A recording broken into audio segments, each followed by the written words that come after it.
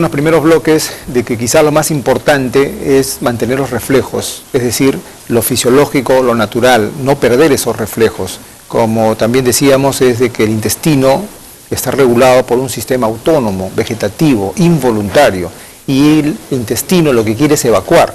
Nosotros voluntariamente muchas veces frenamos ese reflejo para poder estar en el lugar apropiado para hacerlo, pero cuando lo hacemos en una forma constante, eso va a devenir más adelante en un estreñimiento. Si los niños comienzan a hacerlo de muy pequeños, probablemente sean adultos también de tipo estreñimiento. También un comentario que es importante recalcar, que había cierta tendencia familiar. No se sabe exactamente si la tendencia familiar es por algo genético netamente o por los hábitos alimenticios de la familia. Quizás la familia consuma pocos granos, quizás consuma pocas cáscaras, pocas lactulosas o algún tipo de celulosas, entonces esto hace que los niños también se estreñan. Entonces no necesariamente puede ser algo genético netamente. Tenemos una llamada, sí. Adelante, por favor. Doctor, buenas tardes. Buenas tardes. He escuchado que las mujeres desaparecen hemorroides por ser estreñidas. ¿Lo mismo puede pasar en los niños? ¿Existen las hemorroides infantiles? Gracias por su respuesta. Una buena pregunta. A ver, Fernando, ¿qué nos dirías sobre...? Hemorroides, bueno, en adultos sí bien sabemos que es conocido, ¿no? Pero en niños no, y que sea una causa de estreñimiento, no lo creo. No creo que sea una causa. Rosa, ¿qué te parece? En realidad es muy raro ver hemorroides en niños, ¿no? O sea, lo que más vemos son fisuras, en fin. O sea que en el niño al menos no. Ahora las hemorroides vienen a ser como unas varices. O sea que en realidad se trata de que las válvulas que normalmente en las venas impiden que vuelva la sangre, ¿no? Fallan. Y como digo, lo vemos muy raro en el niño. En el adulto, en el que trabaja parado todo el día, en la señora gestante que tiene una presión por 9 meses de un bebé ahí, vemos hemorroides por la presión, pero en general en el niño muy poco. Del momento que el ser humano de la posición, no sé exactamente si fue así, de tipo cuadrúpeda pasó a la posición bípeda, empezaron las hemorroides. Y ustedes no van a ver en un perro o un gato, van a ver hemorroides nunca. ¿Por qué? Porque la zona rectal anal está expuesta al aire, por lo tanto está bien ventilada, por lo tanto no hay una dilatación de tipo venosa. Como bien decía Rosa, son venas dilatadas. Una varices en la parte rectal se llama hemorroides, entonces no es la causa de un estreñimiento propiamente, y en niños nunca la vemos. Bien, vamos con el tratamiento. Yo creo que los televidentes también quisieran saber un poco qué hacer. Tenemos básicamente dos que hemos conversado también, que yo quisiera recalcar. Es la primera, la parte dietética, y lo segundo, la parte medicamentosa. ¿Qué nos podrías nuevamente hacer refrescar un poquito sobre la parte dietética? Rápidamente, primero que nada, ver entonces que la madre prepare adecuadamente la leche en el bebé chiquitito. Que promover la lactancia materna, como siempre, es una de las mejores formas de evitar el estreñimiento. Después, cuando se da lactancia artificial, ver que, como digo, la preparación sea la adecuada, que no promueva el estreñimiento. Después, el uso de la fibra, ¿no? De la fibra que nos viene mayormente en los alimentos. Y hemos dicho que los cereales, usar cereales integrales, frutas y verduras al natural, ¿no? Que el niño se acostumbre a masticarlas bien, procurar usar el alimento lo más natural e integral posible. Mayormente por ahí tendríamos que ir para hacer esa parte que llamamos el tratamiento en base a la masa, al volumen de las heces. Porque cuando uno come un alimento muy refinado, prácticamente no hay volumen. Y por lo tanto, al no haber volumen, no hay la circulación normal que debe tener el resto alimenticio por el intestino, y puede venir el estreñimiento. Y eso te refiere básicamente al refinado, a las cuestiones chatarra, a las azúcares refinadas. Claro, o sea que cuando uno, te voy a decir? Yo siempre digo a las mamás, si usted tiene va a comer, por ejemplo, un choclo, entonces cuando come el choclo, pues lo mastica, tiene su cascarita, tiene su agüita, tiene todo. Si yo el choclo le quito la cáscara, le quito el agua y de ahí saco la harina, de un choclo yo sacaré pues una cucharadita. Cuando yo como un pastelito de maicena, ¡puc!, me comí 2 choclos. Entonces, el intestino en realidad le pasa lo mismo.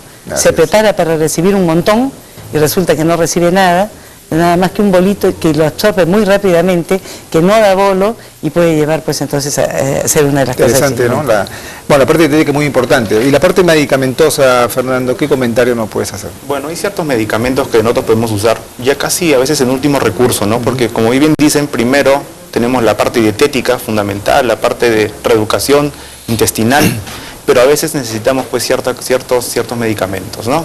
Dentro de estos vamos a tener pues los supositorios de glicerina, que son emolientes, que van a ser ablandadores de las heces. Tenemos los laxantes de tipo osmóticos, los que más usamos realmente nosotros. A la cabeza tenemos a la lactulosa. Después tenemos laxantes salinos, las sales de magnesia. Los laxantes osmóticos, ¿por qué eso es osmótico? Osmótico es que jala agua, más que todo, ¿no? Y ablanda las heces y permite el buen tránsito de las heces por el intestino, ¿no? Entonces el niño hace deposiciones blandas. Correcto. Los laxantes salinos también tienen efecto osmótico, pero también van a estimular el peristaltismo. Y finalmente tenemos los laxantes de contacto, como el besacodilo, por ejemplo, y otros nombres comerciales que no los voy a mencionar ahora, pero que también lo reservamos en ciertos casos. Por ejemplo, un niño con megacolon, colon grande, y que tenga encopresis, pues podemos usar estos laxantes de contacto, pero por sí un tiempo limitado. Los medicamentos que yo voy a usar van a ser de acuerdo a la edad del niño. No voy a pensar usar un laxante de contacto en un recién nacido. Un recién nacido solamente su mielcita, solamente su polvito de glicerina, estimulación rectal y punto. Un niño más grande ya puede usar otras cosas. Y sobre estimulación rectal, Rosa, ¿qué tan bueno o malo es estimular los primeros meses de la vida, a veces con el termómetro o hacer una estimulación? Además se alarma mucho a veces por eso.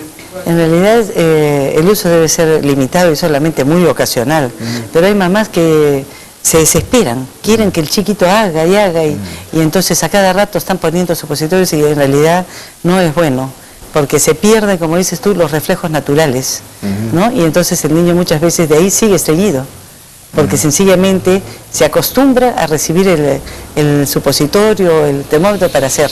O sea que en realidad no es recomendable. Quizás en los primeros momentos para sacar del apuro. En un apuro, si está pues, con un fecaloma, en fin, ahí se puede hacer. Pero un lactante, por ejemplo, un bebé que toma pecho y que hace 4 o 5 días que no hace deposición, ese chiquito, por ejemplo, no se le debe estar estimulando cada rato. Correcto, está si es que hace una deposición normal, ese no es un estreñido, ¿no es cierto? Fernando, hemos hablado de tratamientos dietéticos, hemos hablado de tratamientos medicamentosos. ¿En algún momento llega a ser un tratamiento quirúrgico en el estreñimiento? Sí, hay ciertos casos donde puede llegar pues, el paciente a cirugía, ¿no? Por ejemplo, en el caso de esta enfermedad que es el Hirschsprung, ¿no? En el Hirschsprung es por no hay ganglios a nivel mesentérico, a nivel del intestino, ¿no? Los plexos de Auer, los de Meissner no existen. Hay una imagen en televisión, Fernando, ¿qué me digas sobre eso? Ese es un megacolon, ¿no? Tomado por una radiografía con enema varitado, enema opaco, ¿no? Y se ve un colon pues enorme, grande. Entonces en esos casos sí pues puede llegar a la cirugía, pero es lo menos, ¿no?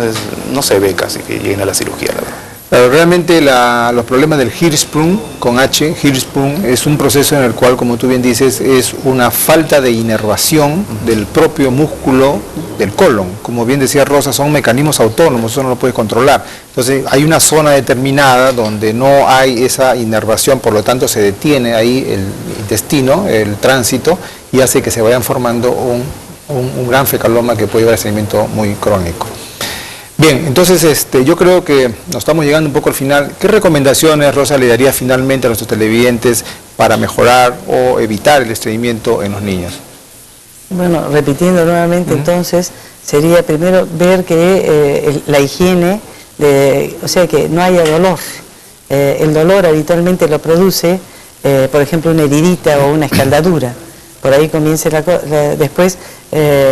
Es importante, como decíamos, que el niño tenga tiempo de ir al baño, ¿no? Que tenga oportunidad y tiempo de ir al baño después de ingerir los alimentos, ¿no es cierto? Y después que la dieta sea apropiada, de modo que permita que haya un bolo fecal adecuado, ¿no? Que sea más suave y fácil de evacuar, o sea, la dieta, y ya dejar el uso de laxantes, eso para cosas pues muy excepcionales. O sea, el ideal es tratar de evitar que se produzca el problema y después tratar de hacer hábitos en el niño, ¿no? No ser muy exagerado, exigente en cuanto al entrenamiento cuando ya toca, ¿no? Y estar desesperados porque el chico, y creer que el niño no quiere hacer, y no es así, porque hemos dicho que hay una edad y una maduración del sistema nervioso que le permite tener conciencia de que va a hacer y hacerlo antes. Tratar antes es en realidad generar un estrés, un problema, ¿no? O sea que, bueno, el ambiente familiar es importante. ¿Algo más, Fernando, que quisieras agregar? Bueno, Primero, la ingesta pues, de fibras, dietas ricas en fibras, aumento de líquidos. Segundo, crearle el hábito desde pequeñito a ese niño que vaya al baño. Y tercero, si es que nosotros los pediatras vamos a usar ciertos medicamentos como estos laxantes osmóticos, pues no le den una semana, 2 semanas, he escuchado a pacientes que le dan 2 días. El tratamiento dura 3 a 6 meses, hasta 1 año inclusive. Si yo suspendo el tratamiento antes de esto, pues voy a tener muchas recaídas y fracaso del tratamiento. Básicamente a los osmolares, ¿no? Los osmóticos, sí. Es cierto. Una cosa que no hemos mencionado y me gustaría quizá por la experiencia puedo decirles es que las madres de muy pequeños tienen mucha tendencia a no echarle azúcar a las leches, sobre todo cuando pasan del año. La falta de azúcar en las leches también estreña. Entonces es bueno que las leches que necesitan azúcar, la leche fresca, las leches que necesitan, hay que agregarles el azúcar, si no también tienden a estreñirse. Es importante también ese detalle. Bueno amigos, en realidad nos ha vencido el tiempo. Creo que el tema lo hemos desarrollado para que ustedes tengan una